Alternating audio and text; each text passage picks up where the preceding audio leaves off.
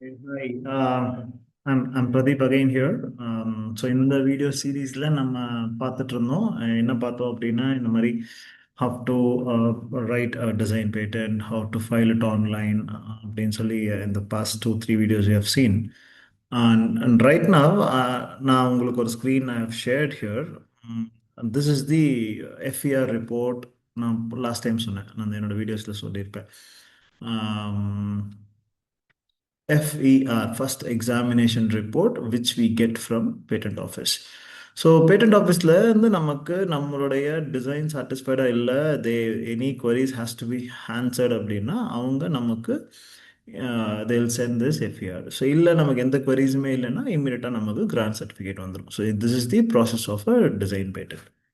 So அப்படி நம்ம apply பண்ண ஒரு டிசைன் பேட்டன்ட்டுடைய FER ரிப்போர்ட்டை தான் இப்போ நான் என்னோட ஸ்க்ரீனில் நான் உங்களுக்கு ஷேர் பண்ணியிருக்கேன். ஸோ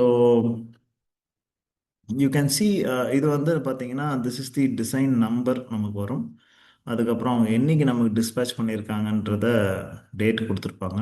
அப்புறம் இங்கே நான் உங்களுக்கு ஃபஸ்ட்டு சொன்னேன், அப்ளை பண்ணும்போது கீழே அட்ரஸ் கொடுக்கும்போது டூ அப்படின்னு போட்டு என்னோட வீடியோவில் போய் பார்த்தீங்கன்னா தெரியும், தீபிகா அசிஸ்டன்ட் ப்ரொஃபஸர் அப்படின்னு நம்ம கொடுத்துருக்கோம். இங்கே என்ன பண்ணிட்டோம்னா பேர் எதுவும் கொடுக்காம ஜஸ்ட் டூ அவங்களோட பேர் நம்ம மேலே கொடுத்துட்டோம், அதனால கீழே கொடுக்க வேண்டியதில்லைன்னு நினச்சிட்டு நம்ம அவங்க பேரை மட்டும் விட்டு டெசிக்னேஷன் கொடுத்துட்டு அவங்க டிபார்ட்மெண்ட்டை கொடுத்து காலேஜ் நேம் கொடுத்தோம். ஸோ அதனால தான் நமக்கு வந்து 2 ASP அப்படின்னு வந்துருச்சுங்க. So that is the reason. But in future நாங்கள் சேஞ்ச் பண்ணிட்டோம், இனிமேல் அந்த மாதிரி நம்ம எதுவும் பண்ணுறதில்ல அப்படின்னு சொல்லி. Because I work for the entire ecosystem of SNS அப்படின்றது தான். ஸோ சப்ஜெக்டில் எக்ஸாமினேஷன் ரிப்போர்ட், ரெஃபரலில் வந்து டிசைன் அப்ளிகேஷன் நம்பர் யார், அப்ளிகண்ட் நம்ம மேலே அப்ளிகண்ட் யாரோட பேர் போட்டிருந்தோமோ அவங்களே அப்ளிகண்ட்டோட நேம் அது இருக்கும். ஸோ டாக்டர் எஸ் பத்மபிரியான்னு சொல்லிட்டு. ஸோ இதெல்லாம் காமன் நமக்கு வர்றது. இதில் வந்து பார்த்தீங்கன்னா நம்ம என்னைக்கு கொடுத்துருக்கோம், 29/4/2024 சொல்லியிருக்கோம். அவங்க நமக்கு 6 months ஆஃப் ஃபைலிங் டேட்லேருந்து நம்ம query சப்மிட் பண்ணணும்னு சொல்லி நமக்கு டேட் மென்ஷன் பண்ணியிருப்பாங்க. ஸோ அதில் வந்து பார்த்தீங்கன்னா 30/9/2024 அப்படின்னு சொல்லிட்டு இந்த டேட்டுக்குள்ளே நம்ம query-ய சப்மிட் பண்ணணும் அப்படின்றது தான் நமக்கு பாயிண்ட். ஓகே. என்க்ளோஷர் அப்படின்னா நோ ஃபார்ம் அப்படின்னா எந்த என்க்ளோஷரும் நமக்கு கொடுக்கல அப்படின்னு அர்த்தம். இந்த 30/9/2024க்குள்ளே நம்ம சப்மிட் பண்ணலைன்னா it means that it will be abandoned. ஐ மீன் இந்த டிசைனை வந்து அவங்க கேன்சல் பண்ணிடுவாங்க. we have to go for only for a new application. So that is the meaning for this. இந்த 30/9/2024 நம்ம we have to submit. Okay. Okay. So இதில் நான் ரொம்ப சிம்பிளான ஒரு அப்ஜெக்ஷன் தான் வாங்கியிருக்கேன், பெருசாலாம் எதையும் காட்டி கன்ஃபியூஸ் பண்ண விரும்பல. ஸோ இதில் என்ன சொல்லியிருக்கோம் அப்படின்னா,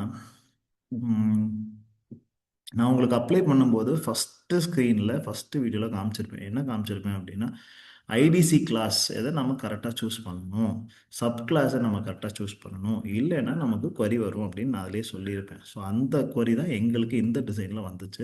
ஸோ இதில் வந்து பார்த்தீங்கன்னா class sub class number should be stated appropriately with respect to the nature of the article in application form number 1. அவங்களே சஜஷனும் கொடுத்துருப்பாங்க. சஜஸ்டட் வந்து 14-01 அப்படின்னு சொல்லியிருப்பாங்க. ஸோ இந்த ஆர்டிக்கிளுக்கு என்ன பேர் அப்படின்னா இயர்பட்ஸ் அப்படின்னு தான் வச்சுருந்தோம். So generally design application design பேட்டண்ட்டை வந்து நம்ம பண்ணும்போது we call that as an article. Okay, not as project, not as product, anything. We call that as an article. So இந்த ஆர்டிக்கலுக்கு நாங்கள் என்ன பேர் வச்சுருந்தோம்னா இயர்பட்ஸ் வச்சுருந்தோம்.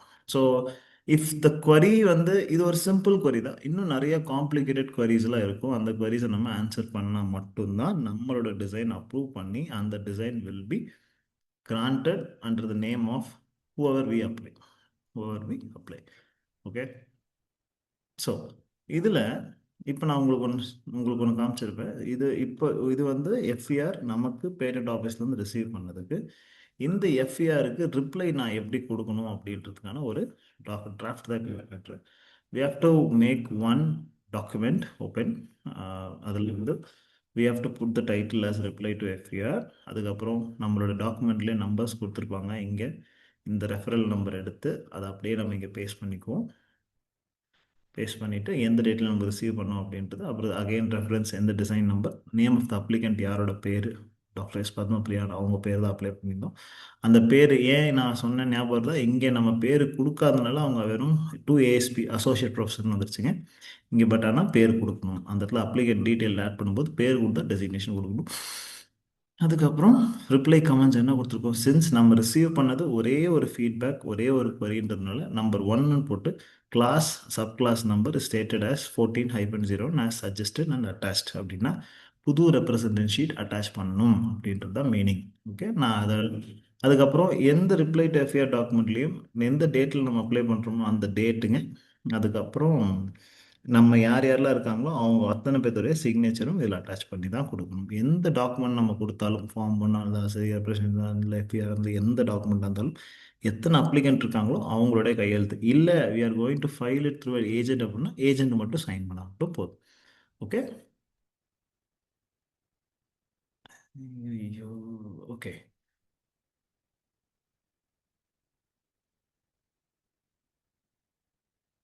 I think I'm done. Thank you so much.